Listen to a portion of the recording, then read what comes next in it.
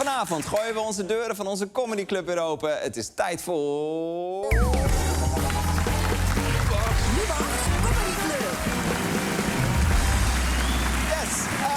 Matt.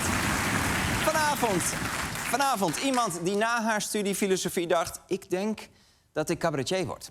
Herkenbaar. Ze sloot zich aan bij Comedy Train. Ze won op cabaretfestival Kameretten zowel de juryprijs als de publieksprijs. En inmiddels toert ze door het land met alweer haar 4e cabaretvoorstelling... Pluk eventueel de dag. Ik ben heel blij dat ze er is. Laat je horen voor Janneke de Bijl.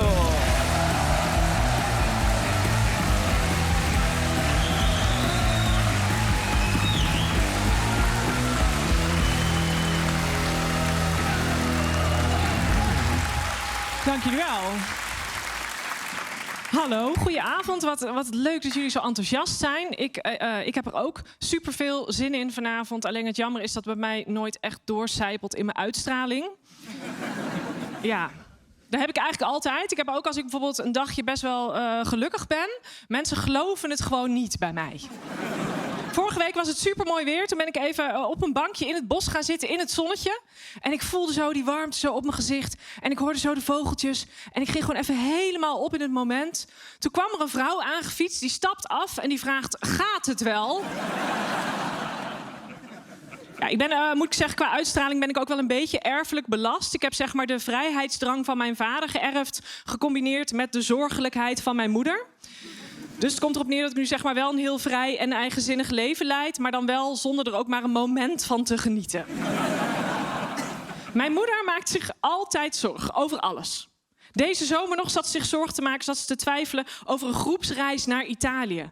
Toen zei ze, ja Janneke, ik weet het niet. Want aan de ene kant is het een leuke manier om veel van het land te zien. Aan de andere kant, ik ken die groep niet. Ik zeg, mam, je leeft maar 1 keer. Toen zei ze, oh ja, nee, dan doe ik het zeker niet. Mijn moeder maakt zichzelf zorgen over dingen die kan je niet eens verzinnen van tevoren. Laatst heeft ze voor het eerst op mijn hond gepast. Dat doet ze nooit, want mijn moeder houdt eigenlijk niet van honden. Maar ik had echt even geen andere oppas. Mijn moeder helemaal in de stress. Toen kwam ik na afloop die hond weer ophalen. Toen bleek dat hij gewoon naar haar had gehapt. Ik zeg, mam, hoe kan dat nou? Die hond heeft nog nooit iemand gehapt.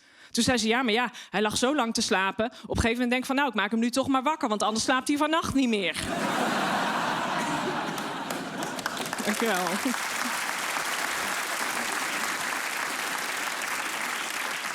Mijn moeder maakt zich ook altijd erg veel zorgen over mijn carrière. Maar ik moet er wel bij zeggen, ze draagt daar ook wel actief aan bij via Facebook.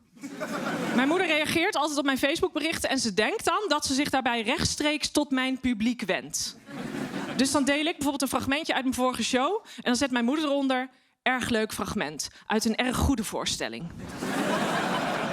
Ik zei laatst ook, ik zeg, mam, dat is hartstikke lief. Ik zeg, maar dit helpt niet, hè, want jij bent mijn moeder... dus natuurlijk vind jij het goed wat ik doe. Toen zei ze, ja, maar sinds de scheiding hebben wij een andere achternaam. Dus dat weten die mensen niet. Toen dacht ik, ja, daar heeft ze wel echt een punt. Dus nu ben ik ook op haar Facebookberichten gaan reageren. Dus laatst deelde ze bijvoorbeeld een foto van de verjaardag... en toen heb ik eronder gezet, erg leuk evenement bij een erg leuke vrouw. Eén keer toen vergiste ze zich. Toen zette ze onder een berichtje van mij... meisje, je moeder is trots op je. Ik zeg, mam, we gingen toch niet zeggen dat we moeder en dochter... Oh ja, zei ze toen. Toen heeft ze het aangepast in... meisje, je moeder is trots op je. En ik ook.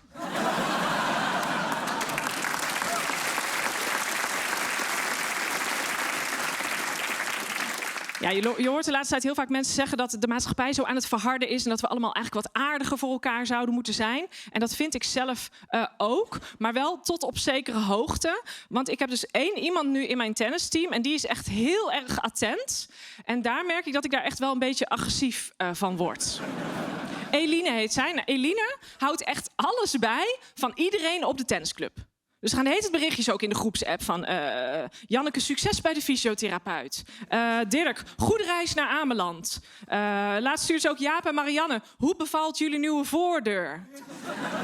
Gaat ver, toch? En met mijn verjaardag had ik ook echt een kaart van haar gekregen. En misschien ken je het wel dat je zo met je verjaardag zo 5 kaarten uit de brievenbus haalt... en je dan toch een beetje lullig voelt. Omdat je denkt van ja, ik stuur al die mensen dus nooit wat. En nu dacht ik echt zo, Eline... Ik ken helemaal geen Eline, weet je. Laatst stuurden ze ook, vorige maand stuurden ze ook Jaap en Marianne in de groepsapp. Jaap en Marianne, heel veel succes en sterkte morgen. Jullie kind voor het eerst naar de middelbare school. Dat zal een hele overgang zijn voor jullie alle 3. Toen heb ik teruggestuurd, jeetje, wat een hoop grote veranderingen. Eerst ook die nieuwe voordeur al. Op een gegeven moment kreeg ik ook een privéberichtje van haar. Hoi Janneke, hoe is het nu met je moeder? Gaat het al wat beter met haar oog? Ik dacht, oh ja, shit, mijn moeder had wat aan haar oog, weet je wel. Die moet ik weer eens bellen. En afgelopen zomer kreeg ik weer een kaart van haar in de brievenbus. En daar stond alleen maar de tekst op, kus voor jou vandaag. Ik denk, wat is dit? Ben ik weer jarig? Moet ik verhuizen? Probeer ze me te versieren. Ik ben gewoon serieus in mijn agenda gaan kijken wat er aan de hand was. Toen bleek dat het de sterfdag van mijn vader was. Die is echt 100 jaar geleden overleden. En ja, zij heeft natuurlijk ooit een keer naar die datum gevraagd. En blijkbaar gaat zij er dan vanuit dat ik met een zwaar gemoed die dag inga. Dat was totaal niet aan de hand. Ik had gewoon echt een topdag. Tot ik die kutkaart kreeg, weet je wel. Maar ja, ik app toch naar haar. Ik zeg, jeetje, is dat vandaag alweer 26 jaar geleden, joh. Toen stuurde ze terug, nee, 27.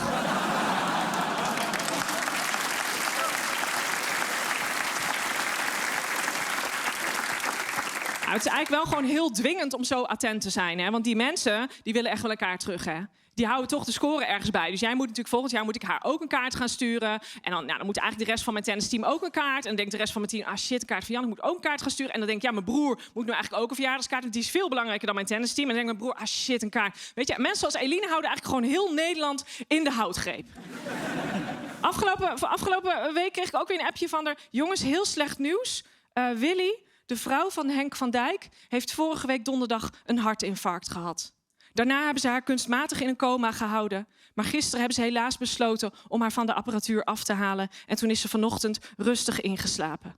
Ik heb Henk namens ons hele team een kaart gestuurd om hem ontzettend veel sterkte te wensen met dit grote verlies. Toen heb ik teruggestuurd, jeetje Eline, wat een afschuwelijk nieuws. Dat klinkt als een wijs besluit, maar dat zal zeker niet eenvoudig zijn geweest. Wat fijn dat jij hem namens ons hele team een kaart hebt gestuurd om hem een hart onder de riem te steken in deze vreselijke tijd. Maar wie is Henk van Dijk? Dit was het, mensen. Dank jullie wel.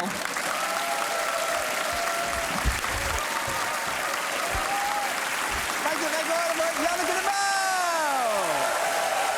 En voor meer info en kaartjes voor haar show, pluk eventueel de dag. Kijk op haar website. Dat was de show, dames en heren. Dat was Janneke, dit was Lubach, ik ben Arjen. Bedankt voor het kijken. We zien elkaar morgen.